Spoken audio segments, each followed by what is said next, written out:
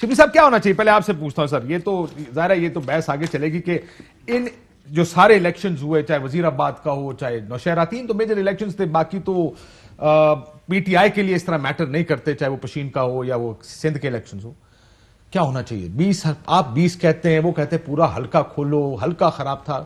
کیا ہونا چاہیے؟ دیکھیں 2 باتیں ہیں اس میں. ایک تو اگر آپ ریکارڈ دیکھیں، ہسٹری دیکھیں پاکستان میں ضمنی انتخابات کی، تو ان کے ادوار حکومت میں الیکشنز ہوئے ہیں، اس میں تو یہ اسیوم کر دیا جاتا تھا، بلکہ فور گرانٹیڈ لیا جاتا تھا کہ جو سٹنگ گورنمنٹ ہے وہ الیکشن جیتے گی، چاہے جس کی بھی سیٹیں ہوں.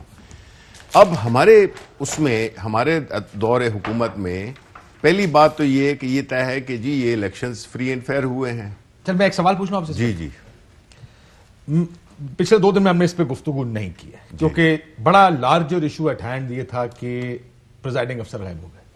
آپ کو آر او صاحب نے جو نتیجہ روکا ہے، ڈو یو تھنک یہ لیگل بات ہے؟ کیونکہ اب آپ کی جو لیگل ٹیم ہے وہ بار بار آ کے یہ بھی کہہ رہی ہے کہ ان کے پاس تو اختیار ہی نہیں نتیجہ روکنے کا.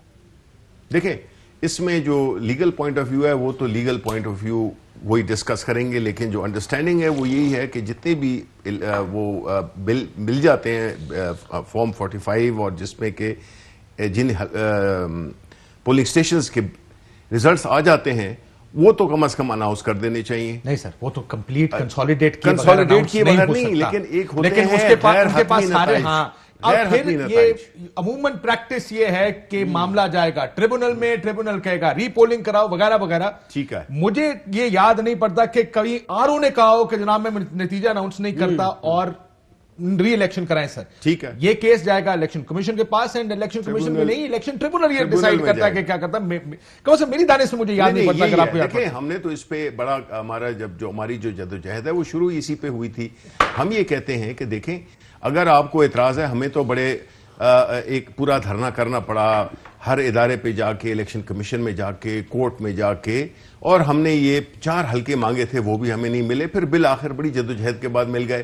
اب جو ہم کہہ رہے ہیں وہ یہ ہے کہ اگر تو کسی پہ اعتراض ہے، انہوں نے کہا کہ جی 20 پولنگ اسٹیشنز پہ دوبارہ انتخابات کرائیں، ہم نے کہا کرا لیں.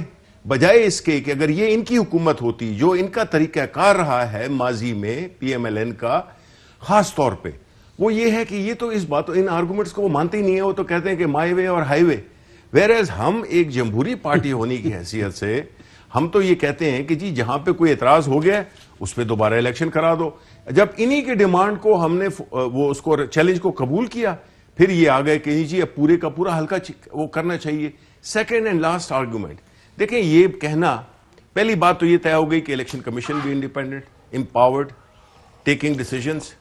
اور دوسری بات یہ ہے کہ جو ان کی اگر آپ ووٹس دیکھیں، 2 ہوتا ہے نا الیکشن کی، جیت. میں وہ آنا چاہ رہا ہوں اس کے اوپر کہ ظاہر ہے نمبرز میٹر کرتے ہیں. نمبرز میٹر ہم اس وجہ سے کیونکہ پاکستانی پالیٹکس میں بڑی بینی سے نمبروں کو دیکھا جاتا ہے. بالکل، آپ کے کم ہو گئے، 60 سے 90 پہ چلے گئے، 90 سے 30 پہ آ گئے. اٹ از امپورٹنٹ، اس کے اوپر میں نظر آتا ہوں. It is important. Fly with PIA and save gold. Register now. Scan QR code and register yourself to get gold and loyalty benefits.